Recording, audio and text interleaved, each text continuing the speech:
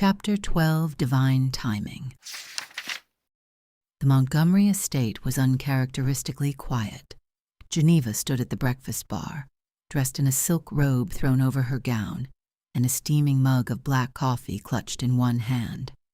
Her phone buzzed twice, then again, and again. She finally glanced at the screen. A string of messages from the church's media team, the PR assistant, and 2 deacons. Subject lines blurred together. Did you see this? Urgent. Please advise before statement release. Image circulating online. Confirmation needed. She opened the image, the breath caught in her throat.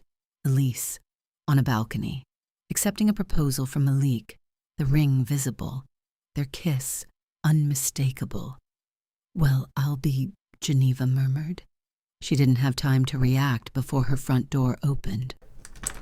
Without a knock. Geneva? Elder Townsend's deep voice boomed through the foyer. One of the longest-serving board members, Townsend had known Bishop Elijah since seminary. And now, like a self-appointed watchdog, he often showed up without invitation. She didn't flinch. In here, he stepped into the kitchen with a copy of the Charisma News article pulled up on his tablet. I take it you've seen this. Just now. You authorized this? He asked, already sure she hadn't. Geneva placed her mug down. If I had, you'd be sipping champagne with me right now. She's overseas with that boy, and now the whole world thinks she's getting married in the middle of a scandal. Geneva turned to face him fully. That boy just may have saved your precious installation. You think the public wants a statement about leaked videos or a public romance they can root for? Townsend grunted, not quite agreeing but not arguing either. Just then Geneva's phone lit up again, this time with a call from Kira, the church publicist. She put it on speaker. Kira, we're here. The young woman's voice buzzed through the line, breathless. Good morning, First Lady. Elder Townsend. Sorry for the early call, but I just wanted to give you a heads up before it spreads too far. We've seen it, Geneva said. The proposal. Right. Well, everyone has. It's gone viral in 12 hours. Every Black faith outlet has picked it up. Even Essence reposted it. The narrative is overwhelmingly positive. Positive? Townsend raised a brow. Kira continued. Yes, sir. They're calling it a powerful moment of grace after grief. It's being framed as the bishop's daughter finding love abroad after a year of transition. Some people are saying it's what the church needed, a modern love story in the midst of legacy. Townsend folded his arms but said nothing. Should we release a statement? Kira asked. Or lean into the momentum? Geneva's lips curled slowly into a calculating smile. Lean. Full weight. Let this be the headline. There was a pause. Geneva's tone sharpened. And the other video? Kira didn't miss a beat. What about it? We have our attorneys working to scrub it now. It's probably a thing of the past. But remember, all things work together for the good of those who love him, right? Her voice softened slightly. It was a catalyst. And the proposal? That was perfect timing. The call ended. Geneva looked up at Townsend, voice smooth as oil. Sometimes the spirit moves differently than we'd planned. He studied her, unconvinced. You sure this isn't just a distraction? She picked up her mug again. Oh, I'm sure. A distraction would have lasted a news cycle. This is legacy, if she plays it right. Elise awoke to the scent of warm pastries and the faint clink of coffee being poured. Her lashes fluttered open to find Malik sitting at their breakfast nook of their suite, scrolling his phone, smiling to himself. You're up, he said, looking over. I am, she croaked. voice husky from sleep. He walked over and kissed her forehead. You might want to check your phone. We're trending. Her brows lifted. She reached over to the nightstand, squinted at the screen, and froze. Elise Montgomery accepts proposal on historic Portugal retreat. Black church royalty and modern love collide. She said yes. The internet reacts. There were screenshots, videos, think pieces already posted.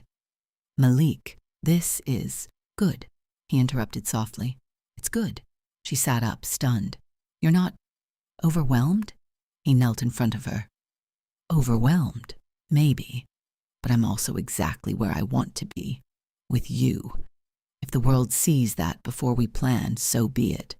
Her heart softened. Before she could respond, her phone buzzed again. Daddy, she answered quickly. Hey, Daddy. Superstar, Bishop Montgomery's voice crackled through the speaker, warm and full despite its wear. I saw it. Your mama showed me. I cried like a fool. Her eyes welled instantly. You did. I sure did. You looked like your mama when I proposed to her.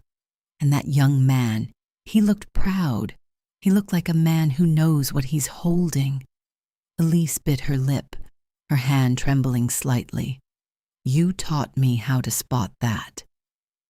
Well, I'm glad to know I taught you something other than scriptures and how to shut up a deacon. He chuckled, then coughed. The sound was harsh and lingering. She blinked away the emotion tightening in her chest. You taught me everything, Daddy.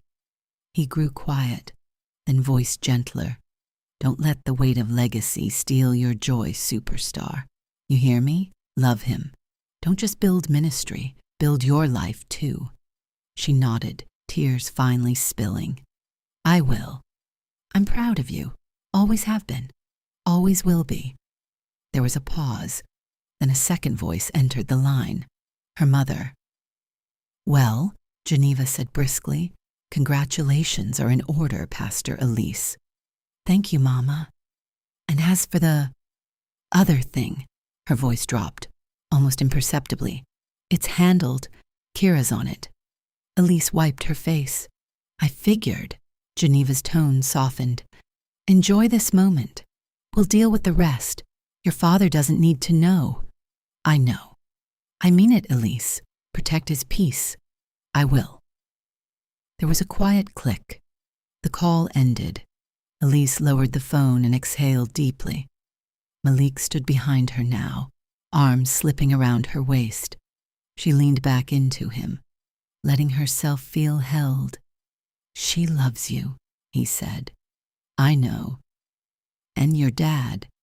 She turned to face him, gave me the only blessing I needed, dust particles dancing like fading hallelujahs between worlds. Geneva sat quietly in the armchair by the bishop's bed, hands folded in her lap, a tablet balanced on the side table beside her, still glowing with Elise's name and a headline she couldn't bring herself to open. Hospice nurses moved quietly in and out now. They didn't speak much. The bishop slept most of the day, but this afternoon his eyes were open. She's still in Portugal, he asked, voice gravelly but steady, eyes fixed on the ceiling.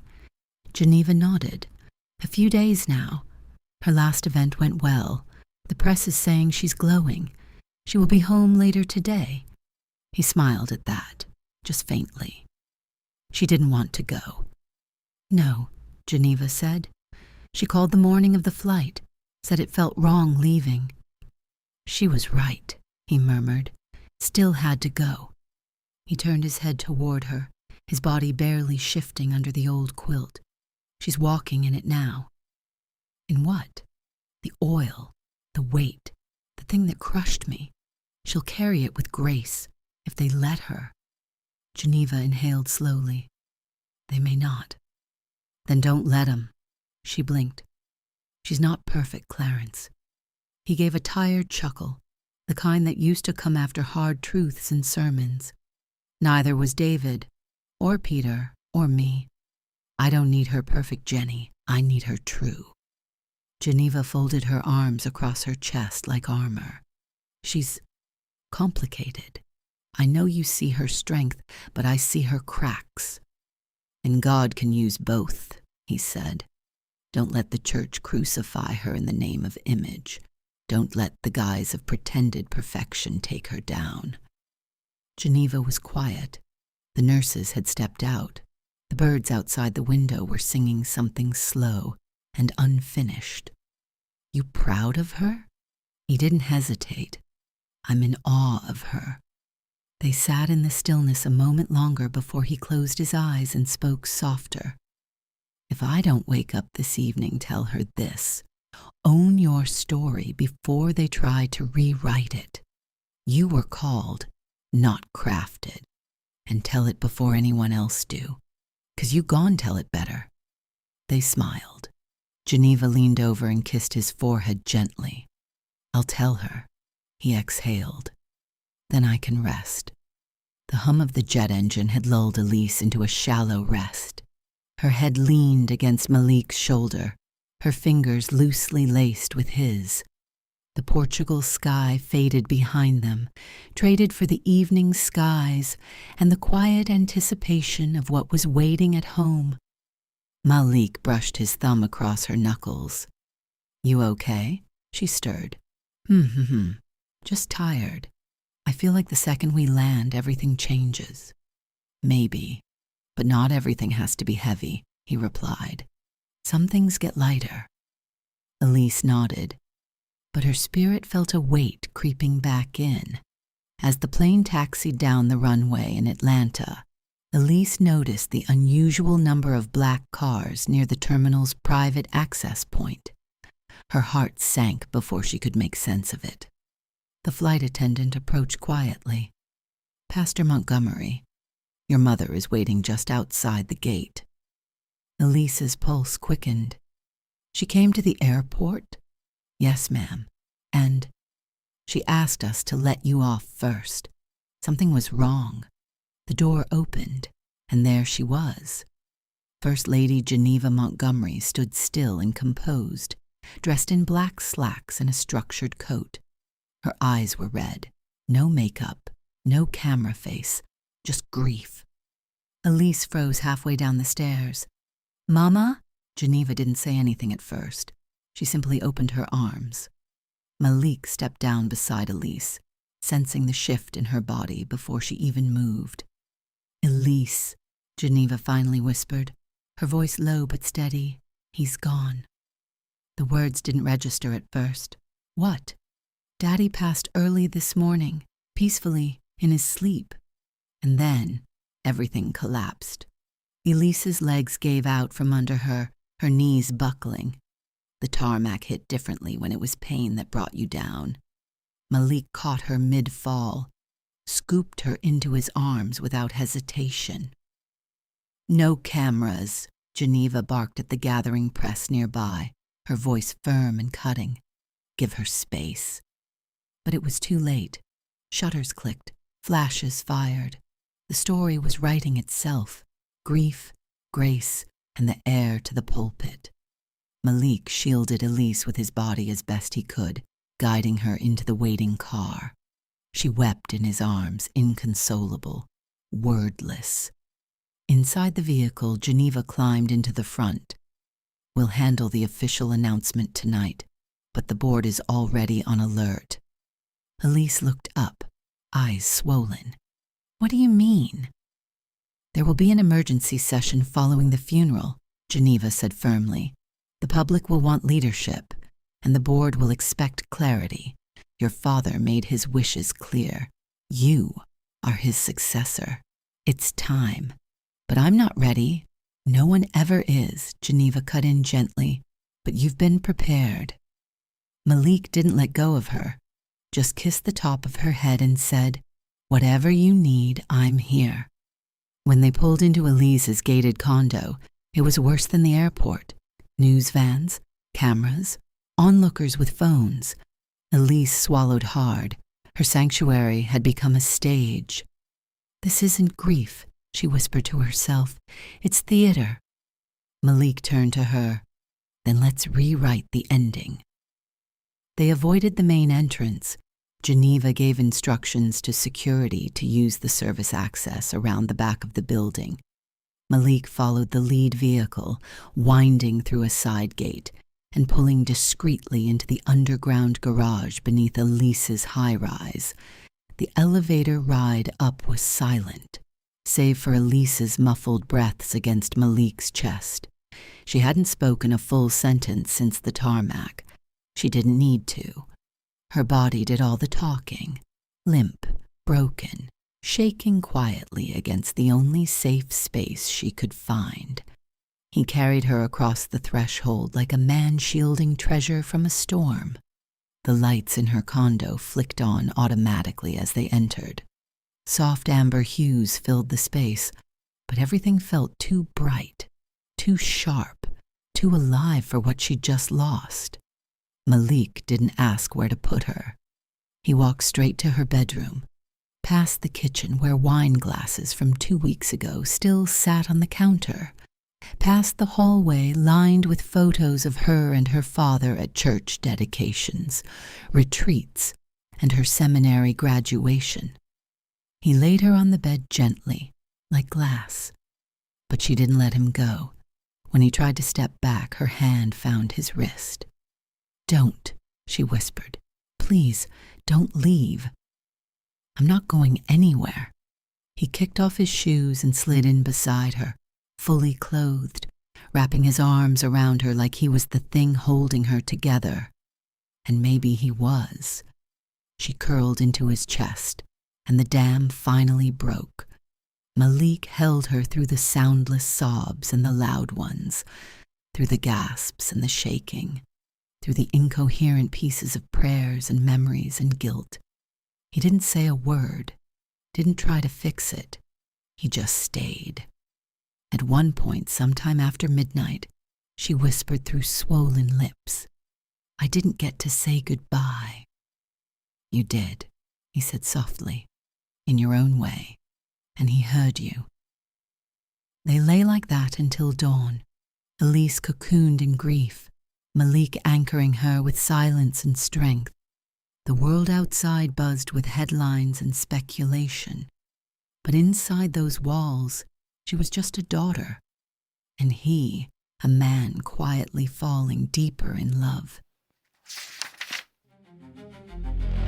You've just listened to Chapter 12 of The Bishop's Daughter by Lee Franklin. Thanks for listening.